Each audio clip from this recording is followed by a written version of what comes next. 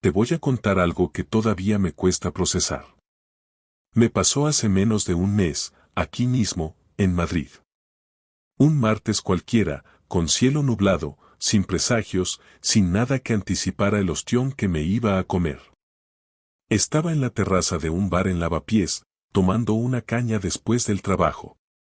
No era un sitio al que soliera ir, pero ese día me dio por cambiar de ruta. Había discutido con mi jefe, no tenía ganas de volver a casa tan pronto y necesitaba aire. Así que pedí una cerveza, me senté con el móvil y me puse a revisar correos como un gilipollas. A los 10 minutos, un camarero se me acercó. Jovencillo, tatuado, pelo largo. Se me quedó mirando un poco raro, como con duda, y me dijo: «Perdona, ¿tú eres el marido de Clara?». Yo levanté la vista sin entender muy bien. «¿Clara? ¿Clara Gómez?», añadió, al ver mi cara de confusión. «Sí, es mi mujer», respondí. Y ahí vino la bomba. El tipo tragó saliva y dijo: «Hostia, tío, no sabía. Lo siento. De verdad». Yo no, empezó a balbucear como si hubiese metido la pata hasta el fondo. ¿Perdón? ¿Qué pasa con Clara? Es que, llevo unos meses viéndome con ella. Pensaba que estaba separada. Te juro que me reí. Me reí en su cara. No un ataque de risa, sino esa risa seca, incómoda, como de alguien que no sabe si está siendo víctima de una broma o si está soñando. Pensé que se había confundido de persona. Pero no. Me mostró una foto en su móvil, una selfie con Clara en una terraza, besándose. La había hecho hacía 3 semanas, según la fecha. No fue una sospecha. No fue una corazonada. Fue la verdad, dicha en voz baja por un camarero que no sabía con quién estaba hablando. El resto de la tarde es un borrón. Sé que me quedé en esa terraza más de una hora, mirando la espuma de mi cerveza como si me fuera a dar respuestas. No sentí rabia. No aún. Sentí otra cosa, que me acababan de borrar. Que alguien había escrito una historia sobre mí, pero que en el último capítulo, mi personaje desaparecía sin explicación. Y no te equivoques, no soy ningún santo, ni el típico marido modelo de anuncio. Pero lo que más me jodía en ese momento no era que Clara me hubiera puesto los cuernos. Era que lo había hecho tan fácil, tan natural, con un camarero veinteañero, como si no tuviera nada que perder. A las 9 de la noche llegué a casa. Clara estaba en la cocina, haciendo una ensalada, como si el universo no se hubiese desplomado unas horas antes. Me dio un beso en la mejilla, me preguntó si quería cenar, y me sonrió con esa cara que siempre me pareció sincera. No dije nada. No esa noche. Dormí con ella. A su lado. Y no le conté lo que sabía. Porque quería entender. No el por qué, eso vendría después, sino cómo. Cómo se vive con alguien mientras te mete una puñalada. Cómo se disimula una doble vida. Cómo se puede besar a alguien después de haberse tragado el alma de otro. Y ahora, aquí estoy, una semana después, escribiéndote esto porque necesito contarlo. Porque lo que pasó después de esa cerveza es algo que todavía me cuesta creer. Y te lo voy a contar todo. Desde la primera palabra hasta el último grito. Durante los siguientes días, mi comportamiento cambió de forma automática. No planeé nada concreto, pero algo dentro de mí se activó como un sistema de defensa primitivo. Me convertí en otro tipo de persona, más observador, más frío, más preciso. No le dije a nadie lo que había pasado, ni a mis hermanos ni a mis amigos. Ni siquiera a Julio, mi compañero de trabajo con el que suelo comentar todo. Guardé silencio como si estuviera protegiendo algo que no quería romper del todo, aunque sabía que ya estaba hecho añicos. En casa, con Clara, seguí actuando igual. No la enfrenté, no solté indirectas, no hice preguntas incómodas. Le respondía cuando me hablaba, le devolvía los gestos cariñosos, pero desde dentro era como si estuviera estudiando a una persona desconocida que fingía ser mi esposa. Me di cuenta de cosas que antes no veía, no porque no estuvieran, sino porque no me paraba a analizarlas. Por ejemplo, cuando se duchaba, tardaba más que antes y ahora siempre se llevaba el móvil al baño. Cuando cocinaba, a veces ponía música con auriculares y sonreía sin razón, como si estuviera en otra escena, en otro contexto que no incluía mi presencia. También dejó de dormirse antes que yo, ahora esperaba a que yo apagara la luz, y cuando pensaba que yo ya estaba dormido, se giraba para revisar el móvil, aunque lo hacía con la pantalla medio tapada por la sábana. Todo eso, aislado, podría no significar nada. Podría explicarse con estrés, con una etapa rara, con lo que quieras. Pero yo ya no tenía dudas. No necesitaba pruebas nuevas para saber lo que sabía.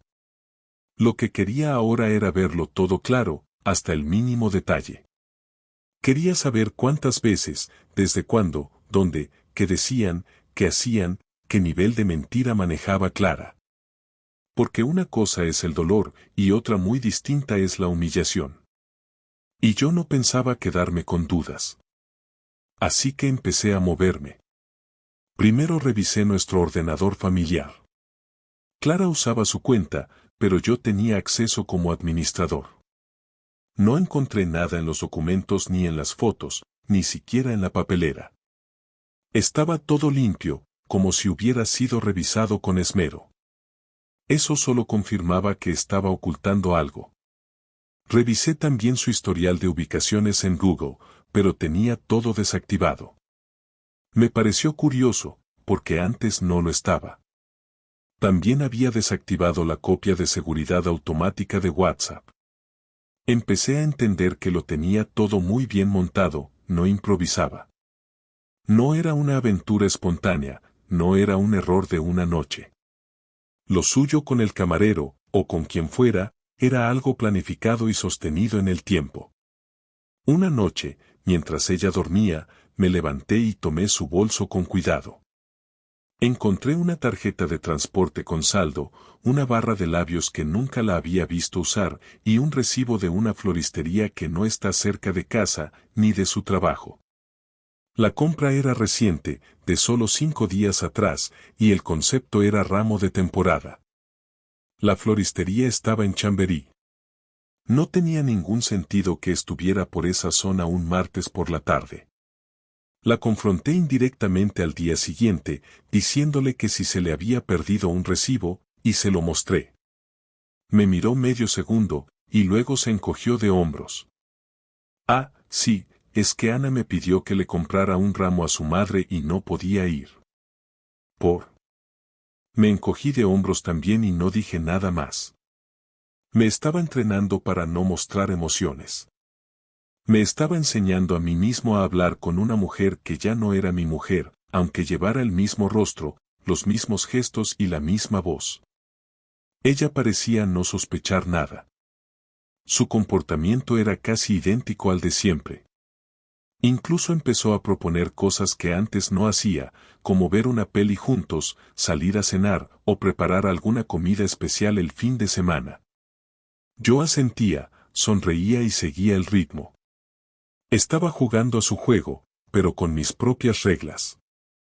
El fin de semana le dije que iba a casa de mi madre a ayudarla con el ordenador, que no sabía por qué se le borraban las fotos del WhatsApp.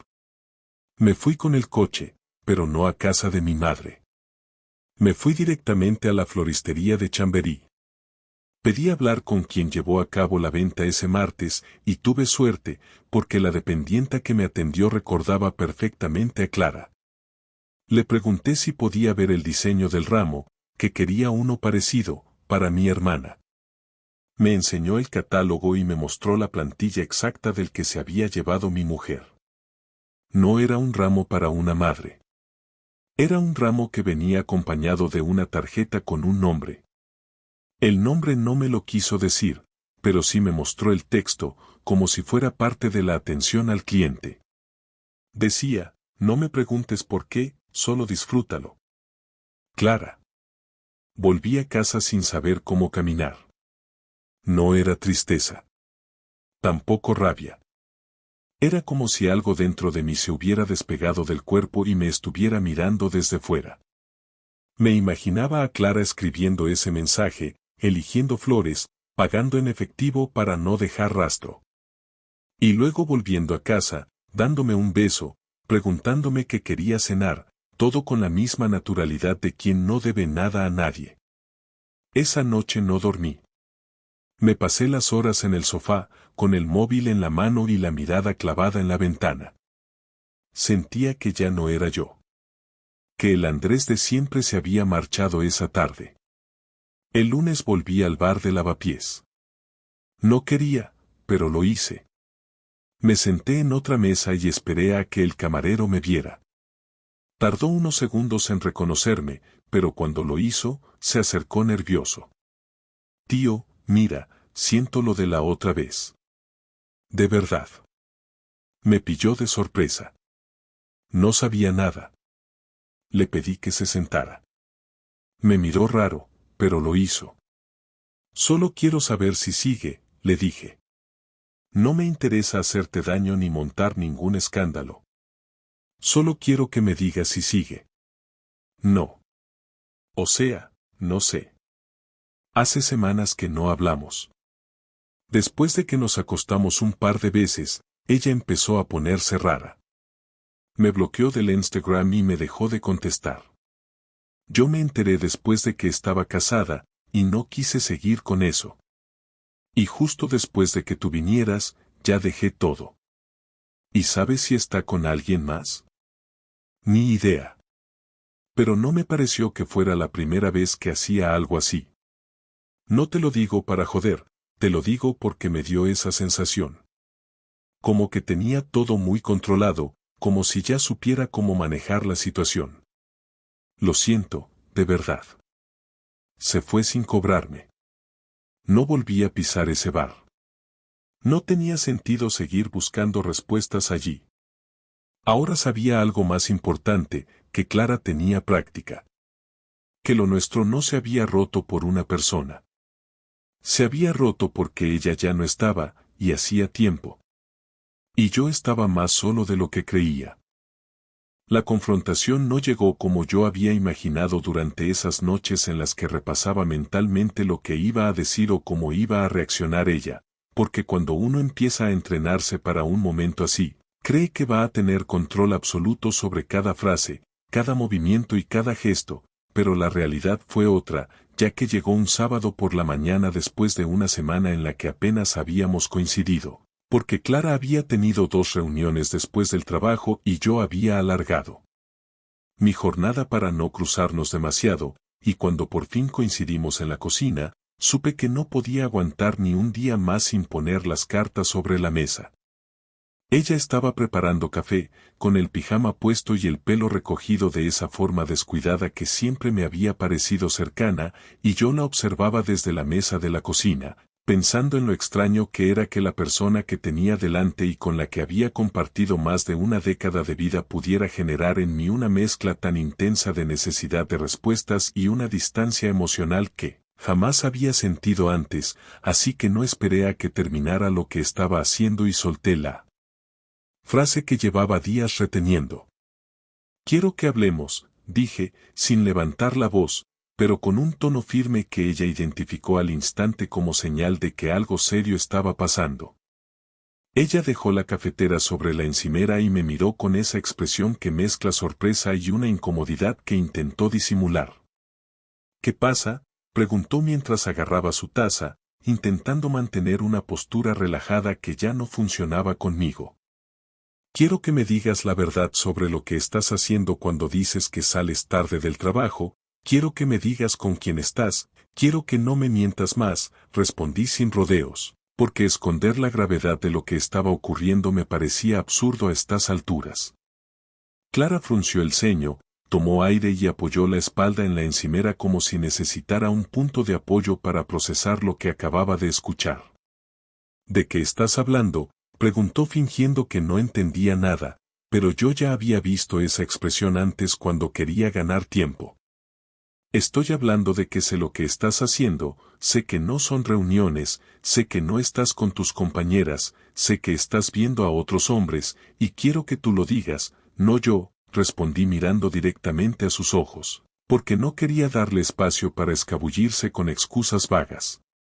Ella parpadeó un par de veces, apretó los labios, y supe que estaba midiendo sus opciones. Andrés, no sé quién te ha metido ideas raras en la cabeza, pero te juro que estás equivocado, dijo mientras cruzaba los brazos, un gesto que siempre hacía cuando estaba a la defensiva. Estuve en la floristería de Chamberí, solté sin esperar reacción, porque sabía perfectamente que aquello iba a tumbar cualquier intento de seguir negándolo sin sentido. Su rostro cambió, no de una forma exagerada, pero sí lo suficiente para confirmar que había dado en el punto exacto. ¿Qué hacías tú en una floristería?, preguntó con una mezcla de irritación y desconcierto, como si la intrusión fuese peor que la mentira misma.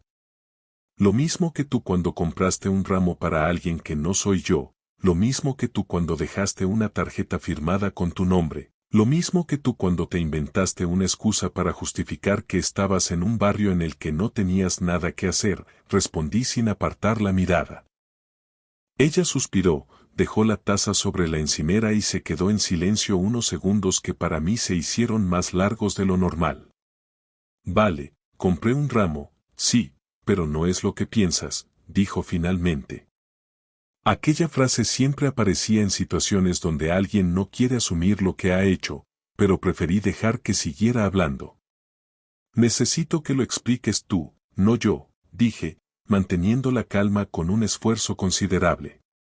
Era para un amigo que lo estaba pasando mal, no tiene nada que ver con lo que insinúas. Y pedirte ayuda a ti habría sido incómodo porque no lo conoces y no quería abrir un debate sobre por qué tengo amigos con los que no comparto todo contigo, dijo mientras gesticulaba más de lo habitual, lo cual no me ayudaba a creer nada de lo que estaba diciendo. Un ramo con una tarjeta donde le dices que no te pregunte nada y que solo disfrute, ¿eso también es de amistad?, pregunté sin generar dramatismo, simplemente exponiendo hechos. Ella apretó la mandíbula y bajó la mirada. Estás exagerando, murmuró, y aquella frase me dio la claridad que necesitaba para subir el tono. No estoy exagerando, estoy describiendo exactamente lo que hiciste, así que deja de tratarme como si fuese imbécil, porque no lo soy, dije mientras sentía cómo la tensión subía y ella empezaba a moverse de un lado a otro de la cocina. ¿Fuiste también al bar?, preguntó de repente, como si hubiese conectado piezas que la incomodaban más de lo que pensaba admitir. Sí, fui, y también hablé con él, y ya sé que no era solo un ramo, ya sé que no era solo un amigo, ya sé que no era solo una conversación, así que, si de verdad respetas al menos lo que queda de esta relación, deja de mentir, dije sin levantar la voz, pero con una firmeza que la obligó a quedarse quieta. Ella abrió los ojos con más fuerza de la normal. Ese tío no tenía que haber dicho nada, no sabe lo que dice, respondió con nerviosismo evidente. No me interesa lo que él diga, me interesa lo que digas tú, así que dilo tú, insistí, porque necesitaba oírlo de su boca. Ella se pasó las manos por el pelo, respiró hondo y finalmente dijo lo que llevaba evitándome desde hacía semanas. Vale, tuve algo con él, pero no fue importante, no fue una relación. No fue nada serio, dijo con rapidez, como si pronunciarlo fuera un alivio momentáneo. ¿Cuántas veces?, pregunté sin dar tregua. No sé, un par de veces, 3, no lo sé exactamente, respondió intentando sonar tranquila. Y ya está, solo él, insistí porque algo en su tono me indicaba que había más. Ella me miró con una mezcla de cansancio y molestia. No voy a contarte cada detalle de mi vida privada como si esto fuera un interrogatorio policial, dijo mientras se cruzaba de brazos. Tu vida privada incluye a tu marido, así que sí, vas a contar lo que has hecho, respondí. Hubo un silencio largo. Ella miró al suelo, después a la ventana, luego a mí, y al final dijo, vale, hubo otra persona, pero fue antes, y tampoco tuvo importancia, fue algo puntual, no cambió nada entre nosotros. Aquello no era una explicación, era un catálogo de excusas. ¿Cuánto tiempo llevas viéndote con otros?, pregunté en la que quizá era la única pregunta realmente importante. Ella tragó saliva. No sé, meses, respondió con un tono bajo que me confirmó que meses significaba algo más cercano a un año o quizá más. Ahí dejé de hablar durante un rato porque necesitaba procesar que la persona que tenía delante había tomado decisiones que afectaban directamente a mi familia sin tener en cuenta ni durante un segundo el daño que causaría. ¿Por qué?, pregunté finalmente, aunque esa pregunta no buscaba una explicación emocional ni un motivo profundo, solo necesitaba información. No lo sé, sentía que necesitaba algo diferente, no me sentía bien, no sabía cómo decírtelo, pensé que era algo pasajero, respondió con una mezcla de sinceridad a medias y cobardía evidente. No necesitabas algo diferente, necesitabas decir la verdad antes de llegar a este punto, dije mientras me levantaba de la silla porque seguir sentado me resultaba insoportable. Ella se acercó un paso. Andrés, no quiero que esto acabe mal, dijo con un tono que sonaba más a preocupación por las consecuencias que por culpa. Esto ya ha acabado mal, respondí. Ella se llevó las manos a la cara, pero no lloró. Solo se quedó quieta. Dime qué quieres hacer, dijo finalmente. Quiero pensar, respondí, porque no quería tomar ninguna decisión en caliente, aunque una parte de mí ya sabía que nada sería igual. Ella intentó tocarme el brazo, pero lo aparté. No voy a seguir hablando ahora, no puedo, dije mientras salía de la cocina y me encerraba en la habitación, porque necesitaba estar lejos de ella para no terminar diciendo algo que me fuera a arrepentir más adelante. La confrontación había terminado, pero la guerra emocional acababa de empezar. La idea de vengarme no apareció de golpe como un estallido impulsivo, sino que se fue formando de manera lenta, casi metódica, mientras pasaban los días después de la confrontación. Yo no era alguien acostumbrado a hacer daño ni a planear nada con mala intención, pero la forma en que Clara había manejado la situación, su indiferencia inicial, sus explicaciones a medias y la facilidad con la que había aceptado que había tenido dos historias paralelas mientras seguía compartiendo cama, comidas y proyectos conmigo, me empujó a un terreno emocional que no conocía y que no me gustaba, pero en el que me quedé atrapado igualmente.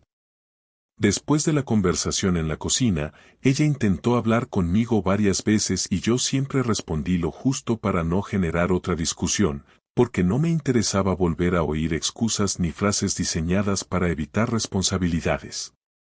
Me había convertido en un observador constante, analizaba cada movimiento de ella para evaluar cuánto de verdad había en lo que decía y cuánto era una actuación desesperada para que no tomara decisiones drásticas. Esa distancia emocional que había creado, en vez de desgastarme, me permitía pensar con una claridad que nunca antes había tenido. No dormía bien, pero no era por tristeza, sino porque mi cabeza trabajaba sin descanso, revisando opciones, límites, consecuencias y, sobre todo, qué significaba para mí que Clara siguiera viviendo en mi casa como si no hubiera pasado nada. El miércoles por la tarde, mientras Clara estaba en el trabajo y yo teletrabajaba desde el salón, tomé la primera decisión que marcó el camino. Abrí una carpeta en mi ordenador y comencé a guardar todo aquello que demostrara su doble vida, no para chantajearla ni para castigarla legalmente, sino porque necesitaba protegerme ante cualquier giro del que yo no tuviera control. Guardé capturas de correos, de recibos, datos de fechas y ubicaciones, y escribí un documento en el que dejé claro que había descubierto y cuándo. No era una venganza en sí, pero era un paso que me hacía sentir que, por primera vez en semanas, recuperaba una parte del control perdido. Más tarde, cuando ella llegó a casa, se mostró más amable de lo habitual, preguntó si quería que preparara la cena y se sentó a mi lado en el sofá. Yo no la aparté, pero tampoco la miré, me limité a escuchar cómo me hablaba de su día en el trabajo, fingiendo normalidad, como si la confesión del sábado fuese un detalle menor que no debía cambiar la rutina. Aquello solo reforzó mi determinación, porque entendí que ella vivía la situación desde una perspectiva completamente distinta a la mía. El viernes tomé otro paso sin avisar a nadie. Aproveché que Clara estaba en la ducha para revisar unos papeles que estaban en el cajón de la cómoda. Allí encontré un sobre con dinero, no mucho, pero suficiente para entender que llevaba gestionando pequeños gastos sin que yo lo supiera. No dije nada, pero guardé mentalmente esa información. Después me acerqué a mi despacho y llamé a un amigo que trabaja en un coworking y que me debía un favor desde hacía tiempo. Le pedí que me reservara una mesa de uso flexible durante un mes, pagada por adelantado, pero sin vincular mi nombre a la reserva, usando una factura de su empresa como intermediaria. No pensaba irme de casa todavía, pero necesitaba tener un sitio al que acudir si algo se torcía. Mi amigo no hizo preguntas, solo me dijo, pásate el lunes y te doy las llaves del acceso. Respondí con un simple perfecto, gracias, y colgué sin darle más explicaciones. Clara salió del baño justo cuando guardaba el móvil. ¿Todo bien?, preguntó ella mientras se secaba el pelo. Sí, todo bien, respondí con un tono neutro que ya se había convertido en mi idioma habitual. La venganza, como yo la imaginaba, no iba a ser un ataque impulsivo ni una explosión emocional, tenía claro que la quería sentir, no ejecutar por rabia ciega, y por eso empecé a planear acciones que fueran directas pero controladas. Lo primero que decidí fue recuperar todos mis espacios personales en la casa. El sábado por la mañana me levanté antes que ella, vacié el cajón donde guardaba mis cosas en la cómoda del dormitorio y lo trasladé todo a mi despacho.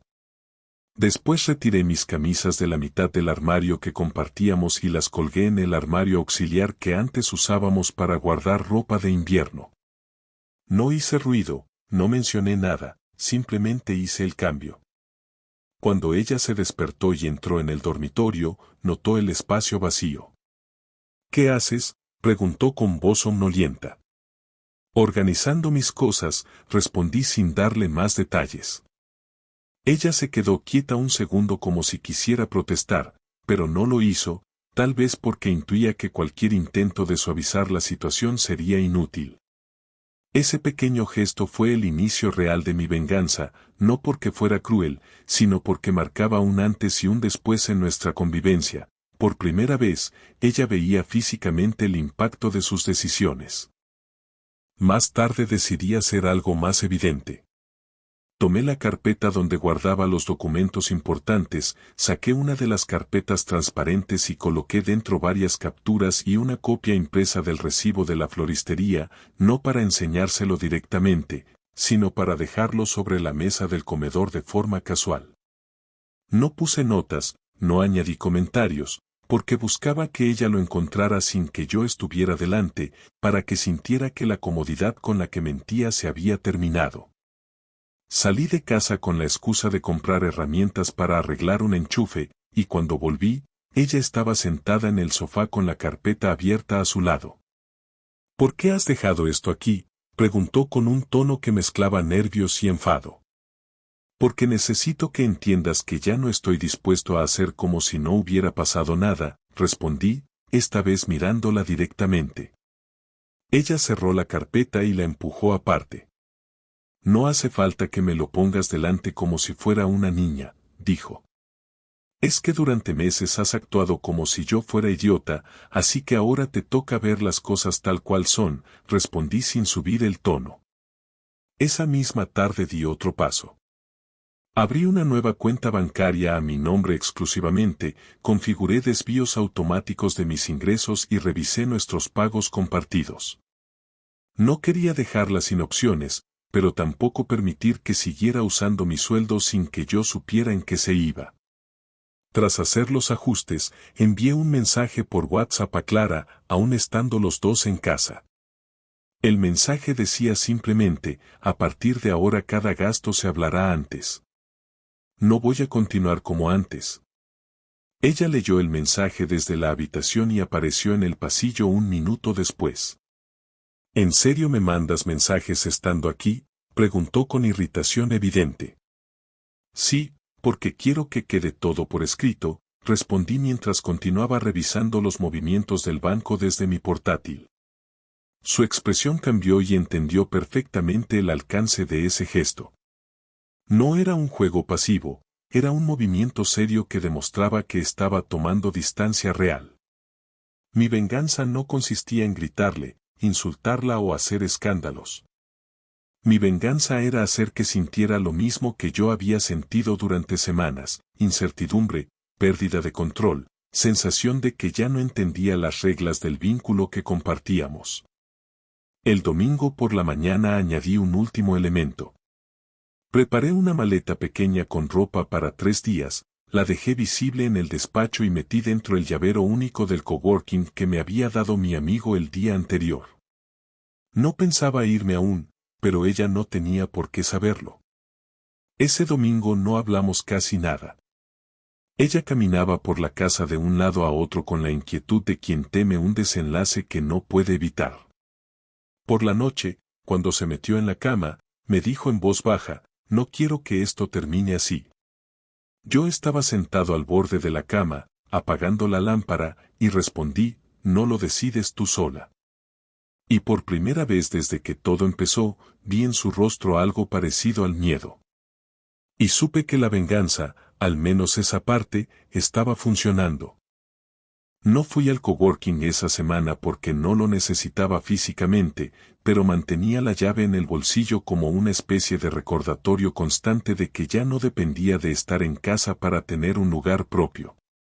Clara empezó a cambiar su comportamiento de forma notable, no con un giro radical, sino con pequeños gestos que antes no tenía, como preparar la cena sin que yo se lo pidiera o mandarme mensajes durante el día preguntando cómo estaba, algo que no hacía desde hacía años. Esos intentos de recuperar la normalidad no me provocaban ternura ni simpatía, solo me confirmaban que ella sabía que se le estaba acabando el margen. La dinámica en casa se volvió extraña, no discutíamos, no hablábamos de lo que había pasado, pero los dos sabíamos que la relación ya no era la misma. Lo más tenso ocurrió el miércoles, cuando se sentó en el borde del sofá mientras yo trabajaba con el portátil y me dijo que quería hablar. Dejé el ordenador sobre la mesa y le dije que adelante. «No puedo seguir así», dijo. «Yo tampoco», respondí. Ella se quedó callada unos segundos y luego continuó. «No quiero perderte, aunque sé que lo he estropeado todo, sé que no tengo derecho a pedirte nada, pero no quiero que esto termine», dijo con la voz más suave de lo habitual, como si medir el volumen fuera parte de una estrategia para evitar mi rechazo. «No sé qué parte de todo esto no entiendes, Clara». «Ya lo perdiste», respondí sin apartar la mirada de ella, y su reacción no fue de sorpresa, sino de resignación. Durante los días siguientes evitó hablar del tema. Mantenía una actitud ambigua, como si no quisiera aceptar el final, pero tampoco se atreviera a pelear por revertirlo de forma sincera. Yo, por mi parte, tenía clara una cosa: necesitaba cerrar esta historia con una conversación definitiva. No quería desaparecer ni tomar decisiones unilaterales sin explicar nada, porque lo que me diferenciaba de ella era precisamente eso, que yo sí tenía la capacidad de mirar a los ojos y decir la verdad, incluso cuando dolía. Por eso decidí que el sábado por la noche sería el momento de decir todo lo que tenía guardado, sin rodeos y sin ningún tipo de suavizante. Esperé a que cenáramos en silencio, lavé los platos mientras ella ordenaba la mesa, y cuando terminamos, me senté en la sala y le pedí que se sentara también. No le expliqué de antemano qué iba a decir, solo esperé a que se sentara enfrente y cuando lo hizo, comencé. «Te dije que quería pensar, y eso es lo que he estado haciendo estos días. No se trata de castigos ni de venganza, no estoy buscando que te sientas mal porque me lo merezco, se trata de cerrar algo que ya no tiene arreglo. Lo nuestro se acabó, no ahora, sino hace tiempo, solo que yo no quise verlo y tú no te atreviste a decirlo. Y no me refiero solo a las personas con las que estuviste, me refiero a la distancia que creaste y que yo permití, a cómo aprendiste a vivir sin mí mientras yo seguía creyendo que estábamos bien. Me mentiste y seguiste actuando como si no pasara nada, y lo peor no fue la traición física, lo peor fue la frialdad con la que te adaptaste a la doble vida sin que te temblara la voz, dije sin titubeos, observando su cara, que esta vez no tenía defensas. Me escuchaba sin interrumpirme, con los labios apretados y las manos cruzadas en el regazo. Ella no respondió enseguida. Esperó unos segundos, tragó saliva y luego habló. Sé que todo lo que digas te lo has ganado a pulso, y sé que no tengo nada para contradecirte. No tengo excusas. Me equivoqué y no supe cómo salir de ahí sin hacer daño, pero terminé haciéndolo igual. No sé cómo justificar lo que hice porque no tiene justificación, solo puedo decirte que no lo hice para destruirte ni para humillarte. Me confundí, me alejé, me fui desconectando poco a poco y cuando me quise dar cuenta ya estaba en otro sitio mentalmente. No fue algo planeado, fue más bien dejarme llevar por todo lo que no sabía cómo enfrentar, dijo sin dramatismo, como si por fin hubiera entendido que no tenía sentido seguir defendiendo lo indefendible. Yo la escuché en silencio porque ya no necesitaba que me convenciera de nada. Lo que quería escuchar no era su versión, sino su aceptación, y eso, en parte, ya lo tenía. Tú ya sabías que esto se había acabado desde antes de que yo lo descubriera.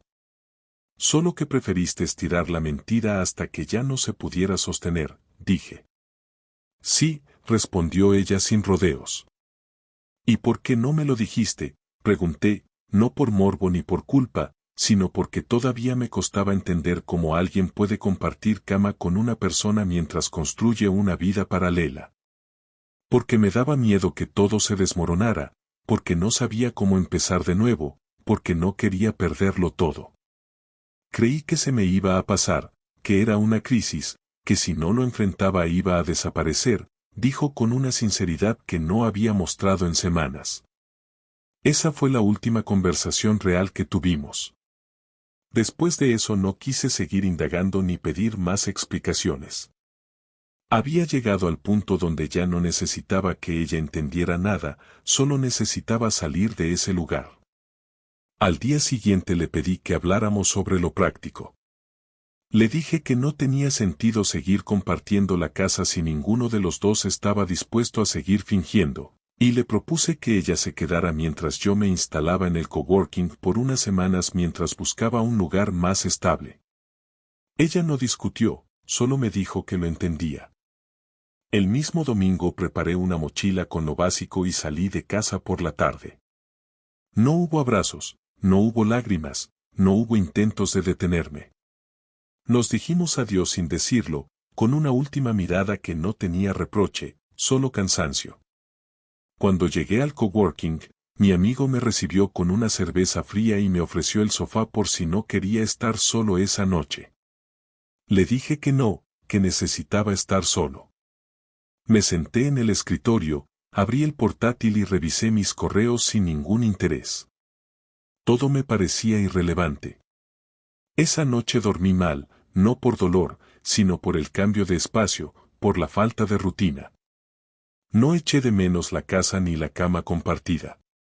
Solo me sentía vacío. No triste, vacío. Como si todo se hubiera detenido. Pasaron 3 días antes de que ella me escribiera. Fue un mensaje corto, solo quería saber cómo estás. No respondí. No porque quisiera castigarla, sino porque ya no tenía sentido continuar una conversación con alguien que ya no formaba parte de mi vida, aunque todavía viviera en la misma ciudad, aunque tuviéramos recuerdos, aunque durante años la hubiera considerado parte de mi futuro. A los 2 días me volvió a escribir, si necesitas algo de la casa, dime y te lo dejo preparado. Esta vez respondí, gracias. Más adelante paso a recoger mis cosas. No hubo más mensajes. Esa fue nuestra última interacción. Desde entonces, he seguido adelante con una mezcla rara de alivio y confusión, sabiendo que hice lo que tenía que hacer, pero sin sentir todavía el peso completo de lo que significaba. A veces la memoria me juega una mala pasada y me sorprendo recordando detalles de la vida juntos como si aún estuvieran vivos. Pero luego me acuerdo de la floristería, del bar, de la carpeta sobre la mesa, y todo vuelve a su lugar. Esos recuerdos no son nostalgia, son recordatorios. Y sirven para no volver a cometer el error de confiar en alguien que dejó de mirarte como compañero y te empezó a ver como obstáculo. El día que volví a la casa para recoger mis cosas, ella no estaba. Habíamos acordado que yo le avisaría una hora antes para que pudiera salir si así lo prefería, y ella lo hizo sin preguntar ni poner problemas, lo cual agradecí. No porque necesitara espacio físico, sino porque todavía me costaba verla en ese entorno sin sentir rechazo. Llegué con 2 bolsas grandes y una maleta, no me llevé todo, solo lo que consideraba mío en el sentido más práctico. Ropa, ordenadores, algunos documentos, unos libros y herramientas que había comprado para arreglos que nunca hice. Caminé por el pasillo con la sensación de que estaba entrando en la casa de otra persona, porque nada se sentía como antes. La mesa del comedor seguía en su sitio, pero ahora había un mantel nuevo, los cojines del sofá habían cambiado de color y la planta que solía estar en el recibidor ya no estaba. En el baño, mis cosas habían sido desplazadas a una caja sobre la tapa del váter, como si ya no pertenecieran a ese espacio. No me molestó. Era lógico, pero confirmó lo que ya sabía, esa vida, esa dinámica, esa rutina ya no existía. Tardé poco en recoger todo. No revolví ni inspeccioné nada, me limité a tomar lo que necesitaba y a dejar el resto. No me llevé fotos ni recuerdos. Tampoco me detuve a leer nada que pudiera haber en sobres o carpetas. Antes de salir, dejé una nota corta sobre la mesa de la cocina. No una carta, solo una frase escrita con mi letra habitual: gracias por dejarme entrar. No volveré. No esperaba que me respondiera, ni siquiera sabía si iba a leerla de inmediato o después de días. Me fui con la maleta arrastrando por el suelo y cerré la puerta con cuidado, como si aún sintiera la necesidad de no molestar. Fue entonces, al bajar por las escaleras, cuando sentí algo que llevaba tiempo esperando. No fue alegría ni paz, fue claridad. Esa certeza incómoda de que el lugar al que había vuelto no era un hogar, sino un sitio de paso para cerrar una etapa. Los días siguientes no fueron espectaculares, ni reveladores, ni especialmente intensos. Fueron normales. Me instalé en un pequeño piso que encontré a través de un conocido, un sitio de 2 habitaciones, sin lujos, pero suficiente para empezar de cero sin distracciones. El primer día dormí en un colchón en el suelo, y no me importó. Al segundo ya tenía cama. Al cuarto, una mesa de escritorio. Empecé a armar mi espacio sin prisas y sin pensar en cómo se vería desde fuera. No recibía visitas, no hablaba de lo ocurrido con casi nadie, solo con Julio, que fue el único al que le conté todo porque, además de amigo, había pasado por algo similar hacía años y supo escuchar sin emitir juicio. Tarde o temprano, uno se reconstruye, me dijo, y no necesité que lo desarrollara más. Yo no estaba buscando consuelo, solo necesitaba poner en palabras lo que había sido mi vida en los últimos años. Clara y yo no volvimos a hablar. No hubo mensajes, llamadas, ni intentos de reconexión. Cuando llegaron los papeles del divorcio, ambos los firmamos sin objeciones. Fue un trámite rápido porque no había disputas legales ni problemas con bienes importantes. Lo único que quedaba era el cierre emocional, que en mi caso ya había ocurrido antes, durante esas semanas en las que decidí mirar las cosas sin autoengaños. Saber que alguien a quien querías eligió apartarse de ti sin decírtelo no se borra fácil, pero deja espacio para que no te mientas a ti mismo otra vez. Desde entonces, cada vez que pienso en ella, lo hago con una mezcla de distancia y comprensión. No por justificar nada, sino porque guardar rencor es un trabajo que consume más de lo que devuelve. Volver a tener vida propia después de algo así no significa salir cada fin de semana o cambiar radicalmente de hábitos. Para mí fue algo mucho más simple. volver a comer a la hora que me daba la gana, organizar el día sin tener que coordinar con nadie, leer sin que nadie me interrumpiera. Empecé a salir a caminar por la mañana, no como parte de un plan de transformación, sino porque me ayudaba a ordenar ideas. Cambié de supermercado, no por evitar encuentros incómodos, sino porque necesitaba dejar de ver pasillos que compartimos durante años. Y poco a poco, empecé a sentirme menos como alguien a quien habían traicionado y más como alguien que ya no estaba atrapado en una historia equivocada. No hubo epifanías, ni descubrimientos. Solo silencio útil. Un día, mientras caminaba por el retiro, vi a una pareja discutiendo en voz baja. No entendí lo que decían, pero la tensión en sus cuerpos era evidente. Ella intentaba explicar algo y él asentía sin mirar. Me quedé unos segundos observándolos y me vi reflejado. No en él, ni en ella, sino en la escena. Recordé todos los momentos en los que traté de sostener algo que ya no tenía estructura. Sentí un leve peso en el pecho, pero no tristeza, más bien una especie de respeto hacia la versión anterior de mí mismo, ese que intentó con todas sus fuerzas no rendirse hasta que no quedó más remedio. Después de eso, supe que no volvería a repetir esa historia con nadie más. No desde el miedo, sino desde la claridad. Empecé a poner límites con más facilidad, a decir que no sin culpa, a no alargar vínculos que no tenían sentido. No desarrollé desconfianza hacia las mujeres ni creí que todas fueran iguales. Solo entendí que estar en pareja implica coraje y que cuando una parte deja de tenerlo, la otra lo nota tarde o temprano. A veces el amor no se termina, simplemente cambia de forma hasta que se vuelve irreconocible. Hace una semana me encontré con una amiga de Clara en una cafetería del centro. Me reconoció enseguida y se me acercó. Hablamos 5 minutos. Me dijo que Clara se había mudado a otro barrio y que parecía estar tranquila. No le pregunté más, no quise saber si estaba con alguien, si estaba mejor o peor. Solo le deseé que estuviera bien. Ella me deseó lo mismo. Y nos despedimos. No volví a pensar en eso después. No porque me diera igual, sino porque no tenía ningún sentido.